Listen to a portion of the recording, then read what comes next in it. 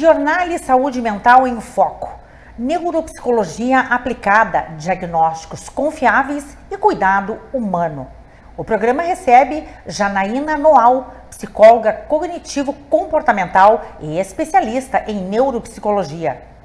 Formada em psicologia pela Universidade Luterana do Brasil, UBRA Santa Maria, é especialista em neuropsicologia pelo Centro de Ciências da Saúde de Porto Alegre. Atua há 16 anos como neuropsicóloga em clínica particular em Santa Maria e Rosário do Sul. Um grande prazer ter o seu prestígio e a sua presença nesta edição especial do Giornale, trazendo informações pertinentes sobre saúde mental e o bem-estar cognitivo-comportamental e também sobre avaliação neuropsicológica. Você que atua há quase 2 décadas no segmento, com muita dedicação, muito comprometimento aos seus pacientes. Seja muito bem-vinda ao Giornale, Janaína Noal. Boa tarde, obrigada pelo convite. Tomara que eu consiga, agregar o programa, que tem uma audiência muito boa. Muito obrigada, com certeza você vai agregar com toda essa experiência as informações que nós vamos passar aqui para o nosso telespectador a partir de agora. Janaína, psiquiatras, neurologistas ou pediatras podem encaminhar pacientes para uma avaliação neuropsicológica. Então queremos saber como funciona essa investigação na prática para identificar o transtorno. Bom, então cada especialista vai avaliar o paciente, vai ver a necessidade e aí eles vão encaminhar para avaliação. São vários tipos de avaliação para várias patologias, o que mais é sobre transtorno de déficit de atenção, transtorno do espectro autista, tem algumas avaliações de personalidade, comportamento, enfim, mas hoje as avaliações de QI também, então, mas é o médico que vai determinar, claro. E vou receber o encaminhamento. Claro que tem alguns pacientes que eu atendo que são meus pacientes que eu sugiro, vamos avaliar tal, quando eu vejo que tem alguma função cognitiva que está com algum déficit. Então, diagnósticos precisos, eles começam com avaliações bem criteriosas e bem direcionadas. Você comentou aí que, embora a bateria de testes ela venha por meio do laudo médico, você também avalia outras necessidades até para descartar outros diagnósticos. Porque às vezes o paciente chega com um possível, mas durante a avaliação a gente vai percebendo que precisa avaliar. Às vezes eu recebo só para transtorno de déficit de atenção e autismo. Sim. E aí porque são 5 a 6 sessões, então a gente acaba criando um vínculo com o paciente. E aí eu verifico, digo, vou avaliar mais isso aqui e aí vai completando, Então é uma ampliação fundamental nesse sentido, por meio dessa avaliação, que acaba se consolidando como uma principal ferramenta de investigação global do paciente. Exatamente. Podemos tratar dessa forma. Mais a avaliação clínica mais a testagem é o que vai determinar, Sim. O que o paciente realmente, aonde é o déficit, e o que o paciente precisa para direcionar. Precisa de fato tratar. Exatamente. Bem, após o diagnóstico, você ou começa a terapia ou encaminha para o tratamento adequado.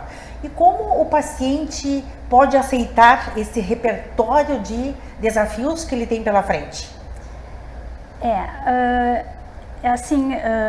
Agora, ultimamente, tem aparecido muitos adultos, com TEA, que é o transtorno do espectro autista, que antes a gente tinha uma ideia, que esse transtorno era de uma outra forma. Então, muitas vezes, o diagnóstico para o paciente é libertador, porque o paciente vem toda uma vida num funcionamento que ele não gosta, que ele acha que não é adaptável, enfim. E no momento que a gente fecha um diagnóstico, ele entende que essa é a condição dele e que ele não tem por que mudar para ser igual ao outro, Porque muitas vezes tem isso, eles começam a se cobrar, mas por que eu sou dessa forma e meus amigos, conseguem interagir, conseguem namorar e eu não consigo? Então, muitas vezes o diagnóstico é bem libertador para o paciente. Podemos acreditar, porque ele passa a dar significado àquelas dificuldades vividas, né, ao longo da sua vida, principalmente se tratando de paciente adulto. Vamos falar aí de 20 anos, 25, 30 anos. Qual faixa etária que você recebe? Todas as faixas etárias, mas ultimamente eu tenho recebido adultos de 40, entre 30 e 40 anos, que vieram até, né, tem longo da vida medicados, sem uma necessidade de medicação, e aí fecha o diagnóstico, esse paciente modifica, porque daí a gente modifica todo o sistema do paciente, né? Claro. E aí é bem... E a faixa etária tem de 4 anos até, né? Vai depender. Tem a avaliação também para demências, né? Que eu faço, que também daí é pacientes com algum déficit ou com traumatismo craniano. Então, tem, né? Nós estamos falando mais no geral, assim. No geral. E é claro que aí precisa promover essa adaptação e o paciente precisa querer também, né? Ter essa adaptação, querer essa autonomia e essa qualidade de vida que ele está em busca. Exatamente. Muitas vezes o paciente não precisa de terapia ou de psicoterapia, né? Sim. Então, aí eu encaminho, tipo, para outros profissionais, terapeuta ocupacional ou uma psicopedagoga, que é, né, fonoaudióloga. Muitas vezes tem que procurar um ortodontista, porque, né, questão de bruxismo e coisa. Então, é uma avaliação total do paciente e aí a gente vai encaminhando, claro, a critério do médico assistente, né? Sim. Eu sempre devolvo a avaliação e sugiro, né, o que eu acho que pode ser mais adaptável ao paciente. Mas, claro, sempre o médico assistente que vai decidir. Então, podemos chamar de uma atuação multidisciplinar. Isso. Né, que envolve várias áreas de acordo com a necessidade do paciente. Exatamente.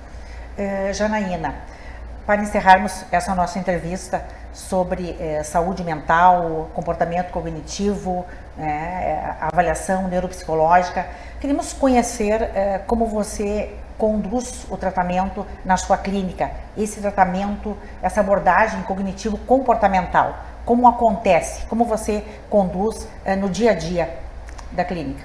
Então, como já está dizendo, né, comportamental, então eu vou trabalhar o sintoma do paciente, o que ele me traz, né? Sim. Ou se nós estamos falando tipo de uma reabilitação cognitiva com o paciente pós-cirúrgico ou com demência, enfim, também é um outro tratamento, digamos assim, são coisas diferentes. A psicoterapia é uma coisa e a reabilitação é uma outra coisa. Ou os pacientes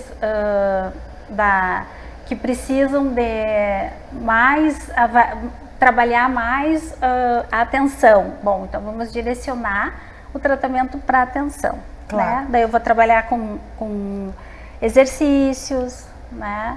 Vou dar tarefas para o paciente, ele vai me trazer, e assim que a gente vai trocando. Então, em primeiro lugar, é preciso reconhecer as suas limitações, não é? Uma vez reconhecidas, então, abordar estratégias compensatórias, como lidar com essas mudanças no dia a dia, fazer com que o paciente se sinta bem, no tratamento e tenha retorno, que é o que se busca. Muitas vezes eu até sugiro para os pacientes, se quiserem, que a família venha conversar comigo, né? Assim, a família nesse processo é muito importante. A família é muito importante, sim, né? Então, aí eu ajudo, né? Dou dicas, principalmente com crianças, né? Assim como para a escola, é importante que a gente oriente, né, as escolas, como deve agir com aquele determinado aluno, enfim. Sim, e quando o acompanhamento ele é iniciado precocemente, sempre comentamos que o resultado melhor, né? É bem melhor, né? Essa é a tendência do resultado. E qual é o tempo que você fica com um paciente? Qual é o tempo em média de tratamento? Olha... Quantas sessões? Geralmente são sessões semanais, né?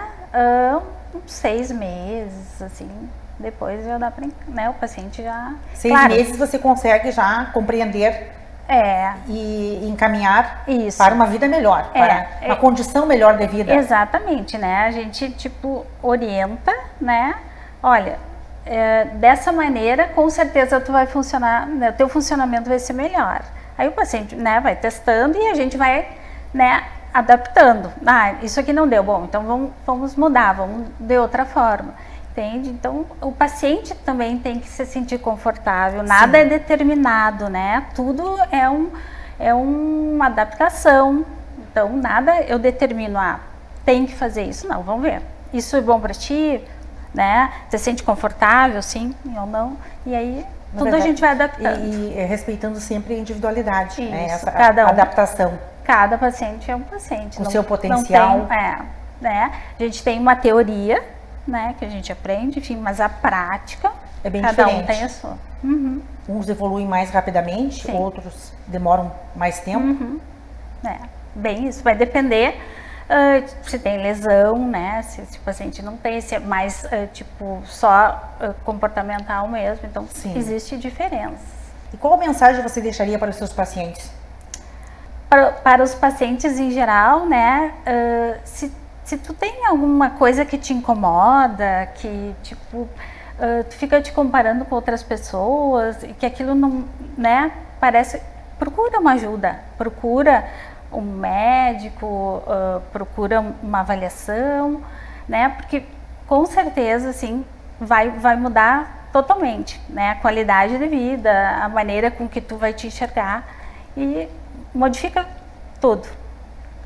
Que bom, né? Que bom ouvir a palavra de uma especialista no assunto. Muito obrigada pela sua participação aqui no Giornale, nesta edição especial Saúde Mental em Foco, trazendo esclarecimentos importantíssimos sobre sua área de atuação e esclarecendo os nossos telespectadores. Foi um grande prazer recebê-la aqui e o programa, é claro, continua à sua disposição. O prazer foi meu, muito obrigada. Na sequência, no Giornale Saúde Mental em Foco, uma entrevista com o Dr. Fábio Pascotto de Oliveira, médico neurologista, diretor clínico da Neurocenter, clínica neurológica. Volto após o intervalo.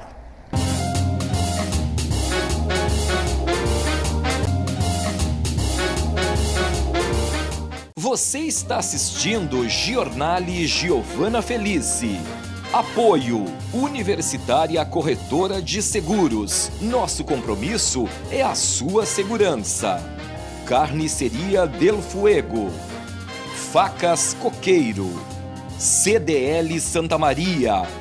Museartes Centro de Educação Musical. Norberto da Cas Gastronomia e Eventos. Léo Guedes Makeup Artist. DB Graus Gesso Acartonado e Sul Contábil Assessoria Empresarial.